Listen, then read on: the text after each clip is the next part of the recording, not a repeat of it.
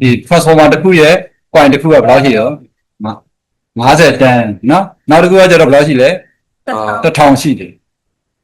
the alternative voltage of 220 volt is applied to the primary ကျတော့အဲ့ဒါ primary ကိုကျတော့ voltage ကို alternative voltage တွေက220 volt တွေ primary ကိုဆရာတို့ကပေးလိုက်မယ်ပေါ့နော်ပေးလိုက်ပြီဆိုလို့ချင်းရှေ့ဆက်လိုက်မယ်ဆိုရင် find the alternative voltage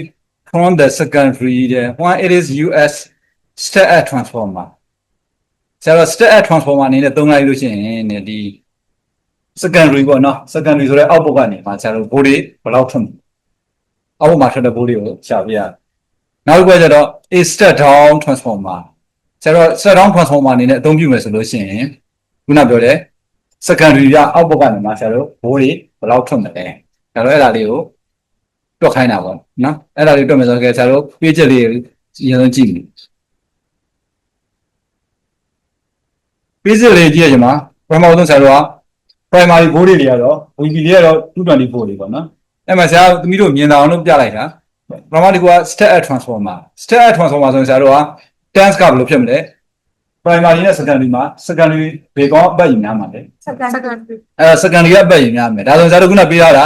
tense က50နဲ့1000ရှိတာအဲ့တော့1000ကိုကျတော့ NS လိုက်မယ် primary ကိုကျတော့ဗာပြောရမယ် MB လိုက်မယ်နော်အဲ့တော့50ကိုကျတော့ MB ထားလိုက်မယ်နော်1000ကိုကျတော့ NS လိုက်မယ်ပြီးဆရာတို့အဲ့တော့ရင်တွက်လို့ရပြီဆရာတို့လိုချင်တာ VS လေးအောက်ဘိုးဘိုးလေးတွေဆို VS လေးဆရာတို့က VB ရှိတယ် VS by VB equal to NS by NB ဒါဆိုရင်ဆရာတို့က VB နေရာလေးမှာ220 NS နေရာမှာ1000 NB နေရာမှာ50အဲ့ဒါကိုတွက်လိုက်တော့ဆရာတို့ VS လေးကဘယ်လောက်ရတယ်4400ပို့ရမယ်နော်ကဲနောက်တစ်ခုကကျဘာလုပ်မလဲ step down transformer step down transformer ဆိုရင်ဆရာတို့ဘာပြောသွားမလဲဆိုရင် NS နဲ့ NB မှာ step down ဖြစ်တဲ့အတွက်ဘယ်လို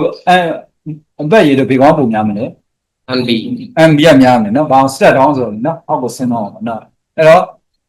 NS လေးကိုဆရာတို့အဲ့ဒါဘာယူရမလဲ50 MB လေးကို1000အဲ့ဒါယူပြီးဆရာတို့ရှာမှာ VS ဆိုတော့ခုနပြောတဲ့ VS by VB equal to NS by NB အဲ့တော့ဒီပုံစံတစ်ခုလုံးမှာအရေးကြီးတဲ့အဓိကဟာဘာလဲဆိုရင်ဒီ step S ဆိုရင် NS by MB ပေါ့နော်ဟိုဒီမှာဆိုရင် step down ဆိုရင် NS နဲ့ MB NS ကနေတာဒီသဘောတရားလေးတစ်ခုကိုကိုကပိုင်ပိုင်နိုင်သိရင်ဒီပုံစံမျိုးတွက်လို့ရတယ်နော်ဒါလေးက2024မှာမေးတဲ့ပုံစံလေးနော်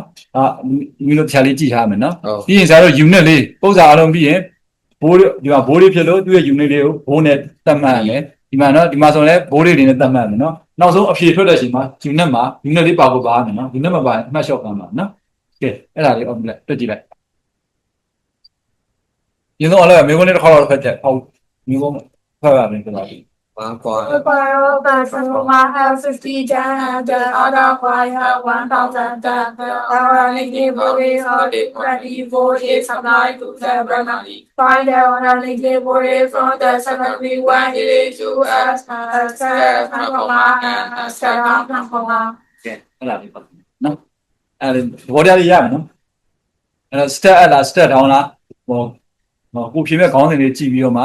နောက် NS နဲ့ MB ချိုးလေးကစဉ်းစားပြီးတော့မှ output ဆိုတဲ့ VS လေးပေါ့နော် output ဆိုပြီးတော့ကြောင်မို့ရ output ကိုကငါ output တော့မသိဘူးငါသိတာ VS ပဲသိရတယ်ဗျာမလို့နဲ့နော် output ဆိုရင် VS ပေါ့နော်input ဆိုရင် VB ပေါ့နော် P ပေါ့နော် primary ပေါ့အဲ့ဒါလေးသိရတယ်